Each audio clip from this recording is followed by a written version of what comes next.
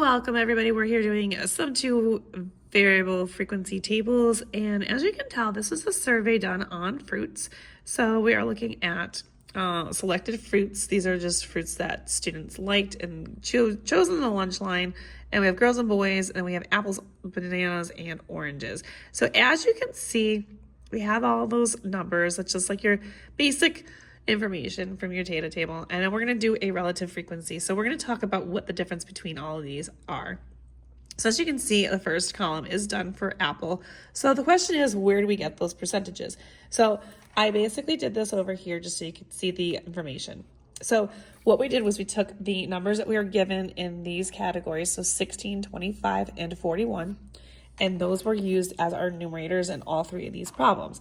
And then we're looking at the denominators. As you can see, the denominators in all three of these are 92 because that is the total number of students that were surveyed in this problem.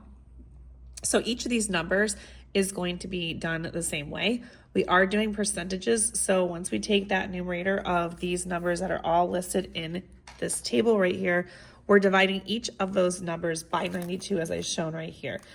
And then all we're going to do is take these numbers, as you can see, these are all decimals, and we're going to multiply those out by 100 to get our percentages. So when I do the first ones, that's why we end up with 17.4 because that is rounded. That would be 17.39, and we're going to round to the nearest tenth on all of these, so that would round that up to a 4. And the same thing goes with this one. Changing this by multiplying it by 100 would give you 27.17, and that 7 would round that 1 up to a 2. So that's why it is 27.2%.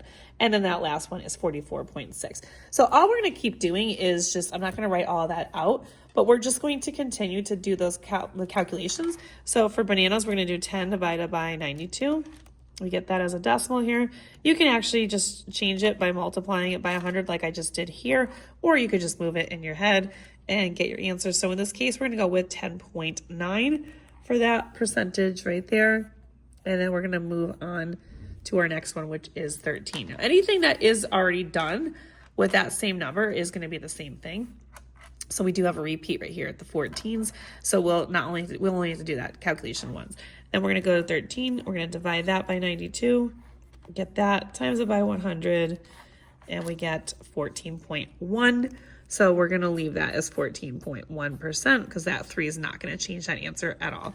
And then we'll do the 23. So 23 divided by 92, and again, 0.25, obviously times that by 100, and you're going to get 25%. So that is how the percentages go. And then we're going to keep going. And so our numbers for these, as you would see, this one would be 15.2%. So I don't bore you with the rest of those calculations. Obviously, like I said, since they are both 14s, those numbers will be the exact same. And this one at the bottom, 30.4%. And then our totals, we could either add these across this way, or we could just take those numbers and do the same thing as we did before. Bottom always is going to be 100% here in this case. That's what that is. And then we have 43.5 when we add those together in that column, or that row, I should say, and then 56.5% on this one.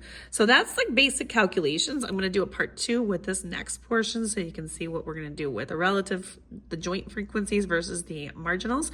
And if you want more questions like these, you can find them on my YouTube, Instagram, and TikTok at U1 Algebra. All these are located in my conditional frequency, or my frequency table playlist. Don't forget to share, like, follow me for more, and I will see you soon.